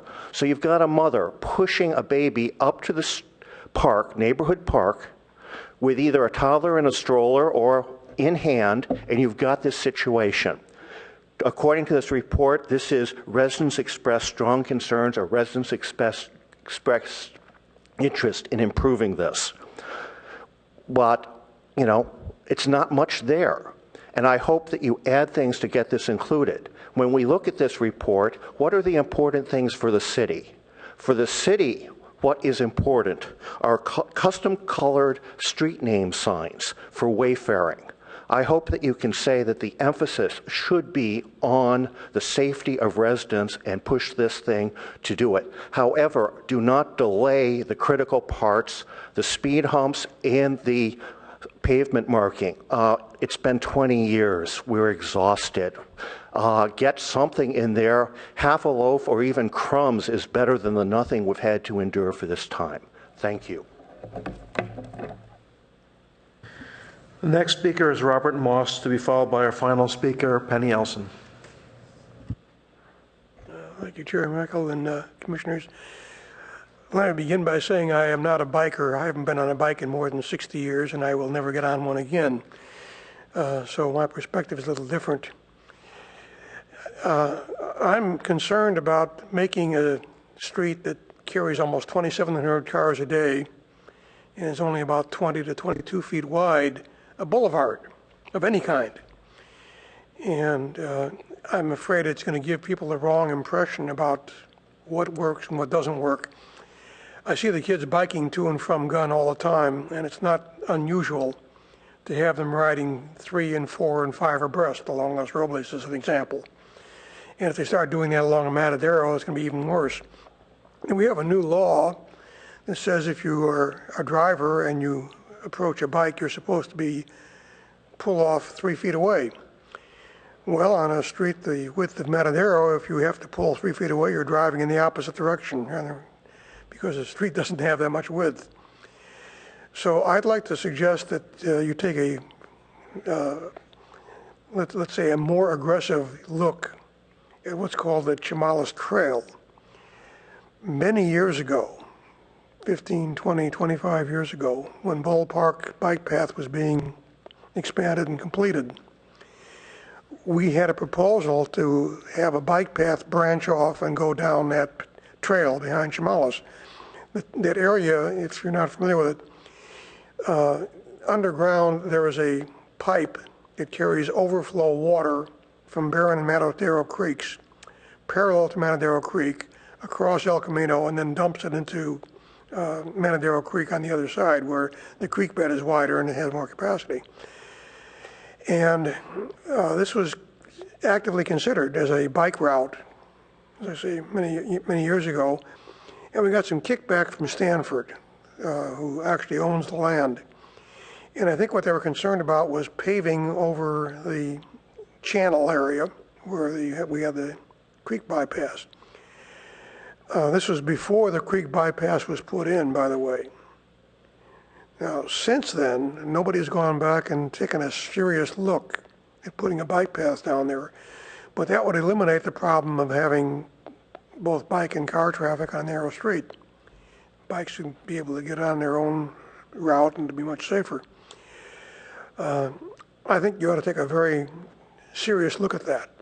And even if you make Matadero a bike boulevard, you can always paint out the markings and direct people to the path behind Chamales, if that works. But I think we should look at the potential problems of safety if we're diverting people, bikers in particular, down a narrow street like Matadero, which carries, I say, a lot of traffic. I'm just worried about the safety in the area. Now, we've been lucky. We haven't had very many accidents of cars and bikes or cars and pedestrians in Barron Park. I can think of one fatality in 40 years. But I don't want to see it happen in the future because we've encouraged people to ride, let's say, uncharacteristically bold on their bikes along a narrow street that carries a lot of traffic. So I'm just saying, take a very close look at the Chamales path and see if we can't use that instead. Thank you. The final speaker is Penny Elson. Good evening. I'm Penny Elson, 513 El Capitan Place. Thank you for allowing me to comment. Yes, first of all, I want to say a thank you to staff. I'm a member of the PTA Council Traffic Safety Committee, and I also am a traffic safety rep at Gunn High School. And in that capacity, I've had the good fortune to sit through the walk and roll mapping process, which I think you all know about, that's been happening at all the schools in around the city, but in particular in this area. And I was really happy as a member of the committee to see many of the things that I heard students commenting about. We had great turnout at the event that Sylvia held at Gunn High School. There were a lot of students. We heard a lot of comments, and I was really glad to see that the elements that students commented on were incorporated into this plan. My particular concern was the 30-mile-per-hour speeds. I know that I heard an earlier comment that that's not such a high speed, and in fact it is. There's a reason school commute routes are posted at 25 miles per hour, and that's because at 28 miles per hour, incidence of fatality increases significantly in a crash. And when you have the smaller body mass of a child, the incidence of fatality is even higher. So there's a reason for 25 miles per hour on school routes, and this is an important school commute route, as we can see from the bike numbers that are already there. I don't want to go on and on, but I would like to say I agree with the comments that Payback submitted. I don't think I need to reiterate them because I'm sure that you've all read them. And finally, I want to just ask you to please recommend approval to City Council. Oh, and one last thing. I do want to say that the Matadero at Josina-Tippewango intersection is something that came up repeatedly at the neighborhood schools. And recently at a Barron Park elementary school PTA meeting I sat through, that was an intersection that came up as problematic. And it was something we heard come up at Gunn as well. So I was happy to see in the plan that that had been addressed. Thank you. Okay, so I want to thank the members of the public for your comments, and we'll come back to the commission. Would somebody like to go first? Commissioner King? Yeah, I'm not sure if we're supposed to be commenting or asking. This is the time for you can say anything you want. Okay. My question, it would be, what's the funding source for this?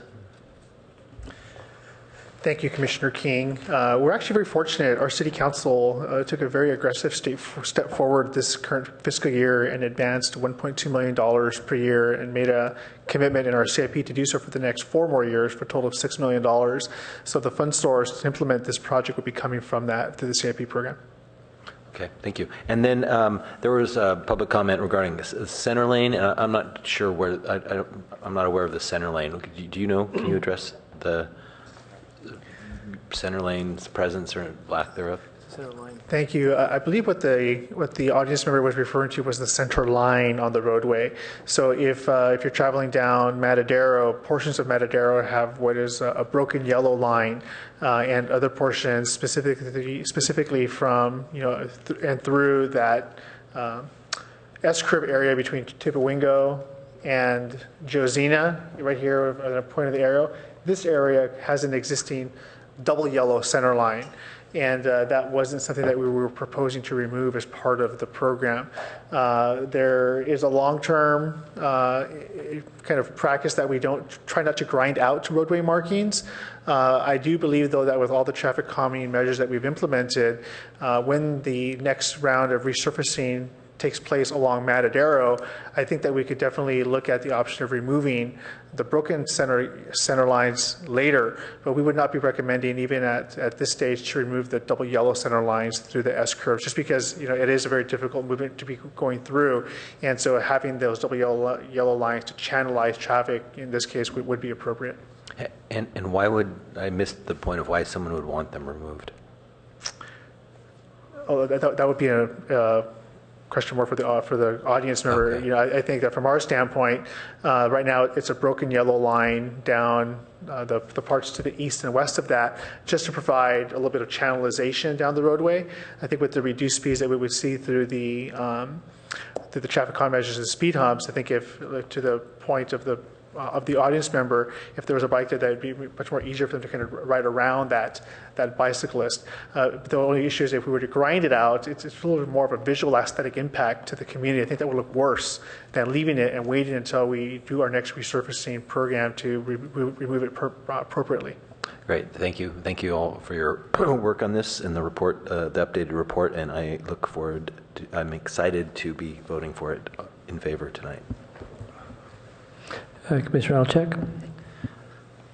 First, let me just say I'm inspired by the first speaker who bikes to work to Los Altos. That's awesome.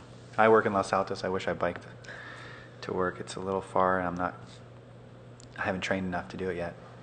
You know, having lived in Davis for 4 years, I very much appreciate the value add of enhancing bike safety and encouraging residents to choose 2 wheels instead of 4. In this particular case, we're talking about student routes, and I was prepared to support this last time, and I was surprised also that it didn't pass. It sounds like it was expensive. Hopefully we learned from it. And, you know, I said this last time, in my opinion, a more perfect Palo Alto would have designated a bike boulevard on every street. So I'd like to move that we recommend City Council adopt this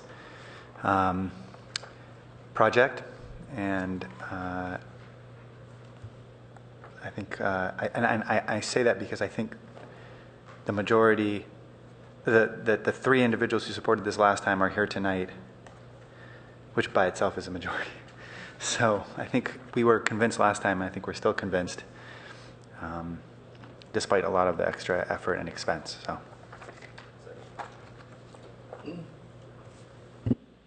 Commissioner Tanaka. I think I was actually not here at that time. So anyways, I did have a question, which is one of the speakers mentioned the smallest path, that there was some alternative route. Can the chief transportation official just talk a little bit about what that is and why or why not it works or doesn't work? Thank you, Chair, Commissioner Tanaka. I'll be honest, we don't know if the Chamales Trail works. We haven't studied it. The real issue for us is that it's not part of our network today. And, you know, we have a very clear defined policy direction from our council, and actually from you as well, as a commissioner who helped support this plan. We're looking to build up the network that exists today that's in this plan. And the Chamales Trail, the concept never came up during our development of the current plan. We don't know if it's a good idea, we don't know if it's a bad idea. I think the community needs an opportunity to really think about that some more, and I think that opportunity will be during the next development of the bike plan, which would probably start in about 2 years. Vice Chair Keller. Thank you. So firstly, I will support the underlying the motion, and I'd like to ask a few questions and then make some proposed changes, if I may. That's my habit, I guess. So the first thing is, do you have an idea when we might, when the city might be resurfacing Matadero and eliminating the center line, and that's the dash center line? Thank you, Commissioner Carter. We don't have a schedule. My initial thought, though, just knowing that the pavement in that area for the general part is in relatively good condition, I don't see it be within the next 5 years. Okay, thank you. So the first substantive thing is, if you look on the intersection of Matadero near Laguna, the road in the westbound direction widens, and I think that widening is unnecessary. And I'm wondering if it's possible to make a white line that delineates the right end of the road that continues straight, so that there's not a visual widening as it approaches Laguna. Thank you, Commissioner Keller. You know, that was something that we hadn't heard before, but it does sound like a really good idea. I think what you're saying here is to try and narrow down that roadway and maybe provide a kind of dedicated path somehow for bicyclists in here. We can definitely make sure that we look at that before we go to City Council if we have your support tonight, and if it's appropriate, we can add it in before Council. Great. So I'd like to make a friendly amendment that that staff consider continuing the white line there. I welcome it. Okay, thank you. So I guess that amendment is accepted. The next thing is that in terms of the orange region, that's for the future and of the pedestrian bike bridge across by Jacina. I guess it's opposite Jacina on the north end of the street bridge there. I'm wondering whether there are any near-term things that can be considered, such as slightly widening the pedestrian part on the north side of the road, if the road is wide enough to do that. Are those the kind of, can that be considered, or possibly bringing a little bit of a bike path, a walkway on the east side of that?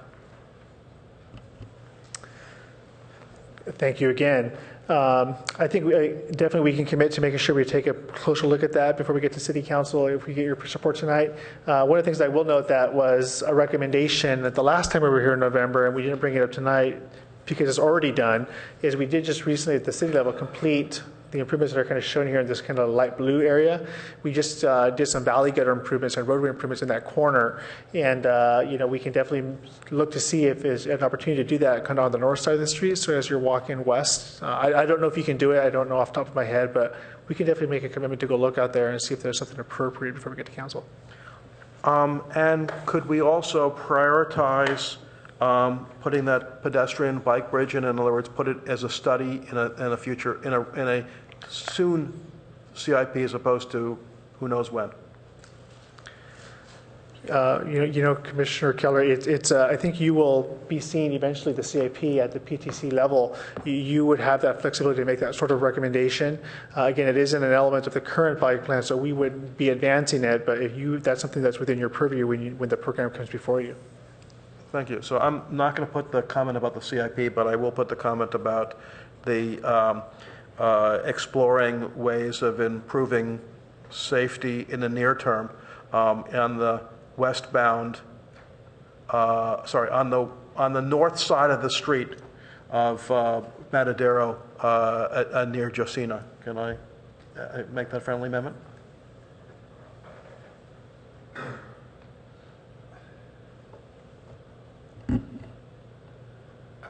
The problem with this amendment is it's very vague, but because it's in the right direction, I will welcome it. You want to ask him to clarify it? Thank you. I guess that's accepted. The next thing. Could you clarify the exact amendment? Yes, the amendment is to direct staff to figure out whether there are ways in the near term to improve pedestrian and safety on the north side of Matadero as it crosses the bridge by Jacina. Thank you. May I continue? Hello. I just have a few more minor, quick amendments. Thank you. So I can go like this and that, and I will continue. Okay, great. I think that the crosswalk across El Camino that goes crosswise seems like problematic, particularly since I would suspect that a lot of the drivers are driving left turns in that regard, and also that the bicyclists are supposed to go through there. So you would have a conflict between bicycles and pedestrians, between pedestrians and cars. And I'm just suggesting that I don't have to make it as a formal amendment, but I suggest that if there's a way to rethink that before going to Caltrans, that would be a good idea. And perhaps that could be brought to payback as for them to review before that goes to Caltrans, not Caltrain. And also, I observed that if perhaps the signal timing crossing that, I noticed that I was over there today, and it took an awful long time to make that turn. And I'm wondering, to the extent that we're expecting bicycles to go through there, whether they can explore the timing so that the bicycles could get across more efficiently, or whether that would in fact impact and draw traffic there. I don't know the trade-off there. Finally, in the Park and Matadero intersection, I'm assuming that the intent is to allow bicycles and not cars to go from the left turn from Park Boulevard northbound onto westbound Marguerite. Margarita. So I would suggest that just be clarified so people are aware of that. I know that there was some discussion that cars should do that. I think that's a bad idea. Thank you. Could you clarify that? That is correct. Everything you said. The intention of this specific design here was only to modify the existing openings at the barrier at Park and Margarita just to make it easier for bicyclists to get through, but vehicle movements will still be restricted. Thank you.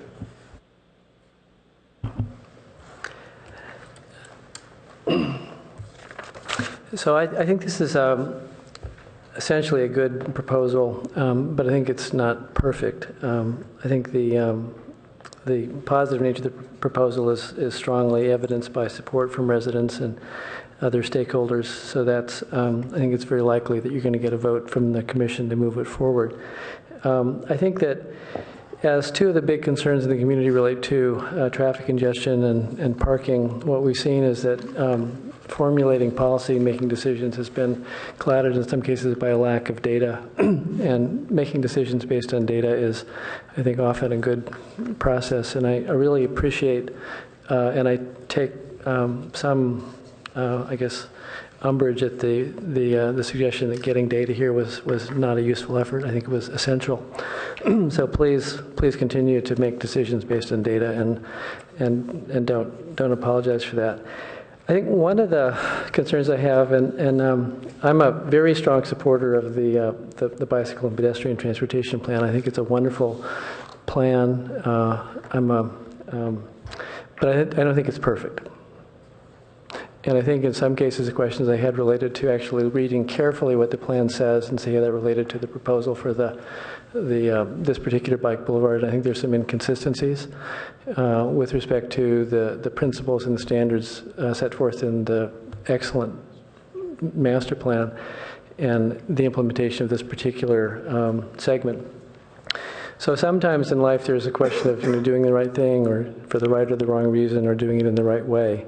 And I think that because of the scarcity of east-west connections in Palo Alto, there really isn't much of a viable alternative for encouraging more bicycle traffic right exactly where you're proposing this bike boulevard. However, based on personal experience, observation, and visiting yesterday with Doug Moran, and thank you very much, Mr. Moran, and your neighbors for taking me out and showing me, extensively all the details of the street and various ideas and concerns about that. It's a dangerous street. It's going to still be dangerous.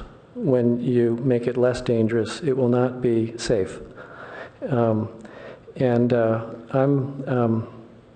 the last couple of years alone, I've logged well over 10,000 miles on my bicycle. I rode 50 miles today. I've been studying behavior of cyclists and cars, and when you have a narrow roadway, which in this case Matadero is only about 20 feet wide, you've got this impending state law in effect in October that requires motorists either to yield 3 feet away from a cyclist. Now, a cyclist with the width of handlebars and whatnot is not going to be on the exact right edge. It's going to be a couple of feet in. So let's say you're 5 feet in, plus 3 feet. You got trucks and full-size sedans and school buses and whatnot. That takes up the entire rest of the roadway. So Murphy's Law suggests if there's oncoming traffic, then motorists are going to have to just come to a stop. And then after stopping, then pull out and pass a cyclist. And just coming to the PTC Commission meeting tonight, I had the pleasure of driving my car behind cyclists. And they were, school-aged children cycling two abreast, not single file, right in the middle of the roadway, listening to their music. And I slowed down and I stopped. But cars don't always do that. So when that happens, I think that there's going to be a situation where, without any doubt, once you make this a bike boulevard, and it will become a bike boulevard. I think that's clear. You've got the votes. It's going to be an explicit invitation to violate the state law requiring a 3 feet clearance. And I think it's going to be essential to do some sort of outreach and education of motorists as to what exactly that means. And when I was standing in the street with Mr. Moran yesterday watching the pedestrians and the cyclists and the cars and the trucks and the buses, I noted that there were at least 1 or 2 cars that were probably at or in excess of 40 miles an hour. When I stood kind of on the side of the roadway, very visible with my outrageous cycling jacket on, the cars that came along had to veer completely into the opposite lane to pass me safely. So that is the condition that you're going to be seeing. And I think that a number of the speakers in the public, although generally supportive of this is the right place to have a bike boulevard, this is a good thing to do the traffic calming, you're still going to have an unsafe condition. It's not wide enough. And there's no way to have sort of the type of bike lane striping that people are used to if you're riding on other roads. So the absence of that striping is to me a problem because people would expect that. And so you're going to have cyclists who are going to just meander into the middle of the road because there's no striping. Now, you're not proposing to put striping in because there's not enough room to do that. If you did stripe it for a bike lane, it would be ridiculous because there would be nothing left for cars because it's that narrow. I think the question about the center line and the removal and the notion that you're not going to address that for at least the next 5 years, bad mistake. Really, really bad mistake. Get rid of that center line ASAP. Because what you don't want is to sort of force the expectation of motorists to stay in their lane, which psychologically they will do. And then there are people walking their dogs, mothers pushing their baby carriages, kids, young kids who are listening to their music, not paying attention. So you really want the cars to veer into the oncoming lane and give them at least 3 feet of clearance or come to a complete stop and then pull out when it's safe to do so. But cars going 40 miles an hour, and there's a lot of cut-through traffic through there. The whole Arrested calming suggested that that's a phenomenon in that neighborhood, which from my observation is true. So I would just as feedback that you have got a dangerous situation currently. The improvements will be improvements, so don't stop with the improvements. But on that center line removal, don't wait 5 years. There was one of the comments from one of the members of Payback regarding the proposed berm at Josina Matadero. And I had the experience just the other day of riding my bicycle to my volunteering assignment at the AT&T golf tournament, and there was a berm right in front of the Pebble Beach Lodge that was wet. It was about 7 o'clock in the morning. And they did one of those slides like a snowboarder down the terrain park. Now, I'm a relatively experienced cyclist, and the security guards could have applauded me for not falling. They said, "Hey, great recovery. Go, dude." But I think that there was a suggestion that rather than having that berm in particular, you should have striping on the roadway that didn't make a hazard for cyclists. You should pay attention to that recommendation because that sort of feature in the roadway is slippery, and at night or in rainy conditions, you're going to have some potential accidents. The fact that this is a long stretch along Matadero with no stop signs suggests that there will be some people who don't go 25 miles per hour. The speed bumps, good idea, do it. But I've noticed, again, as a cyclist, observing the way motorists actually behave, if you get the right kind of a vehicle, a speed bump isn't really a deterrent. I mean, if you got enough, proper suspension, you can have fun with your Range Rover or whatever. So I think that there may be a question for speeding enforcement, working with the police department or whatnot, to make sure that the motorists actually get the message that for this to be a safe bike boulevard, it needs to be well regulated. Those are my concerns. I'm not going to oppose this moving forward because I think it's in many ways important and it's going to be very constructive, but I don't want there to be any doubt that I don't think this is going to result in a safe roadway without some additional follow-up. And I think that you should prioritize those safety issues with some urgency.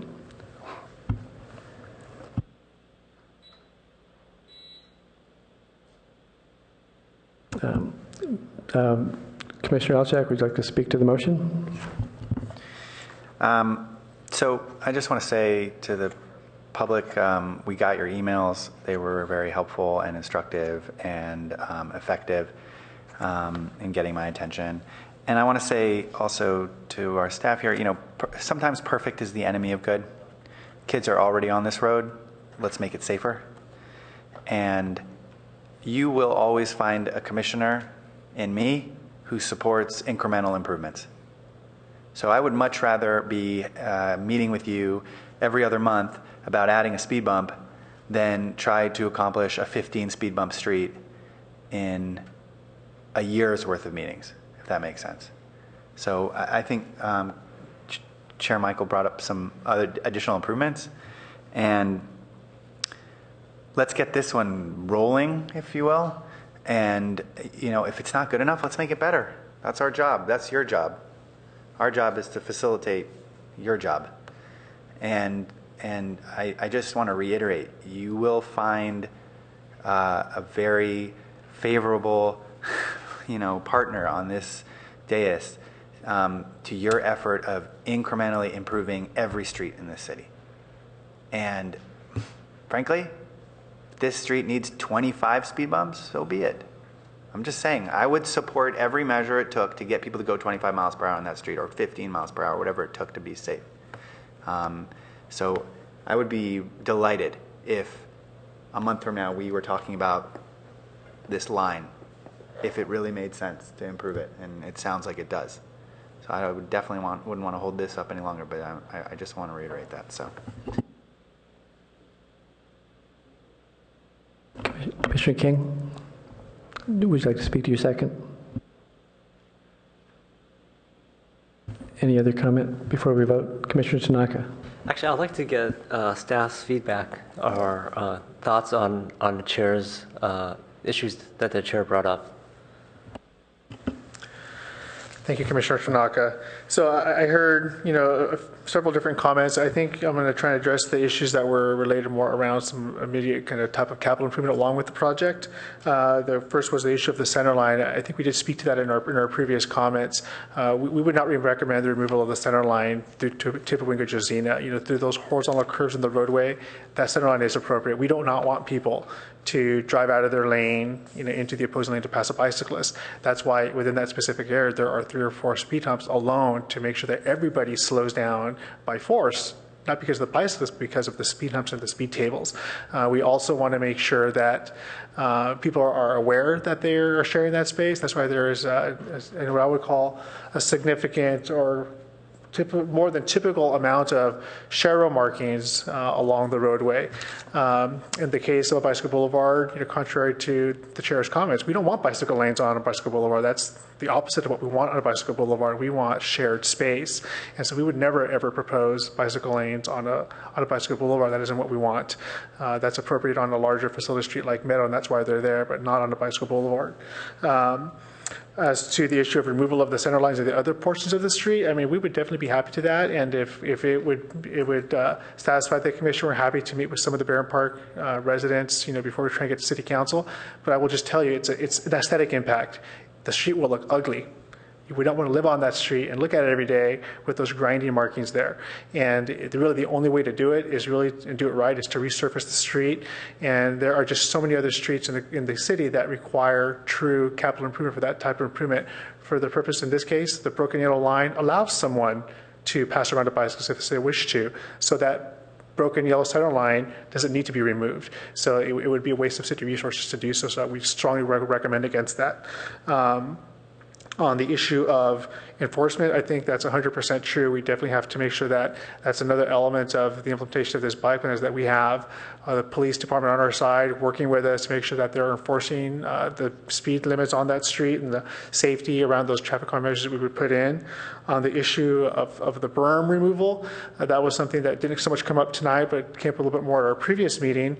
The trick is, this is not just a bicycle boulevard project, it's a pedestrian project as well. And I think that when you say just remove the berms, that we're recommending that at the Jose intersection, you're ignoring the additional comments here from people to provide some type of a barrier or protection for the pedestrians in that area. Because a lot of the kids that are going down towards Barron School are using Josina. They need that landing.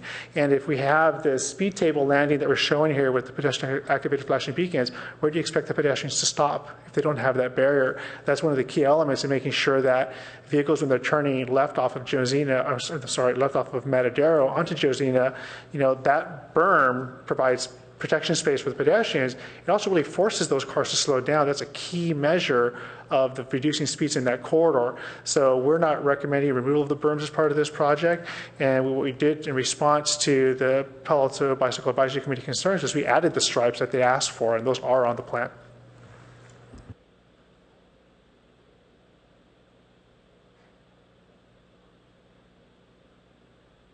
Vice Chair Keller. Just a quick thing about the speeding, and that is that I understand the numbers that you put here for speeding is the 85th percentile, which means that 85% of the cars are going slower than that, and 15% of the cars are going faster than that. And some of those 15% could be going 35, 40 miles an hour. And when I walked that street with Doug Moran this afternoon, I saw several cars going probably what looked like 40 miles an hour or more, failing to stop at Laguna and just sort of plowing through in either one direction or the other. So certainly traffic enforcement is warranted here. Thank you. So one question I had that I didn't raise before was, I think that the goal of improving safety often is an issue of changing behavior of the motorists and whatnot. And I know that there's the electronic signs that indicate the speed that you are actually traveling have an effect on me. When I see that sign, I go, oh, I didn't realize I was going whatever I was going, and I actually slow down when I see those. And I had asked the question, I think, of staff and got the answer that a number of the residents of the Barron Park neighborhood along Matadero did not want to have that type of electric signs letting people see what speed that they were going. However, it seems to me that if you do have the situation of some people going far in excess of 25 miles an hour, then being sort of oblivious of the fact that that's what they're doing because they're in a quiet vehicle, they're not feeling any resistance to, just traveling whatever velocity. You might want to go back and revisit if you can't get the speeds reduced and the small number of vehicles going at excessive speeds, I would go back and revisit the possibility of putting up signs in either direction that give people that immediate feedback. I would accept the motion. I'm not going to engineer from the dais. I think we're ready to vote. So all in favor of the motion? As amended? Any opposed? So 5-0. Do your best. Thank you very much. Minutes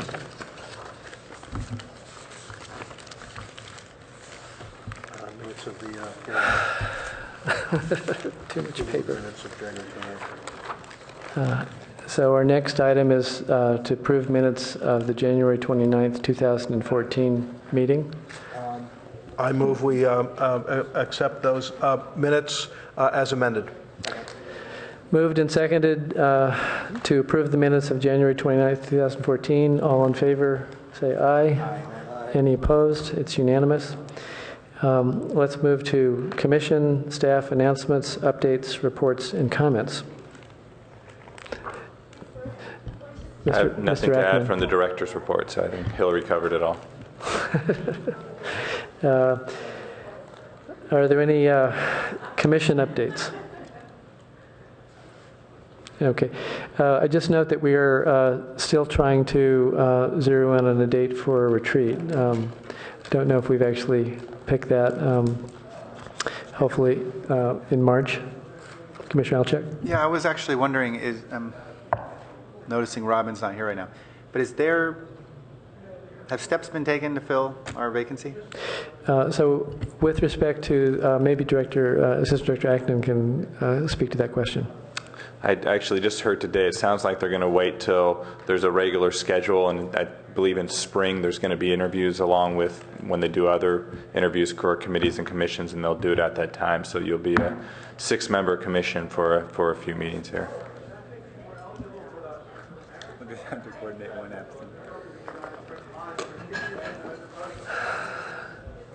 Vice Chair Keller. I move to adjourn. All in favor? Yes, meeting adjourned.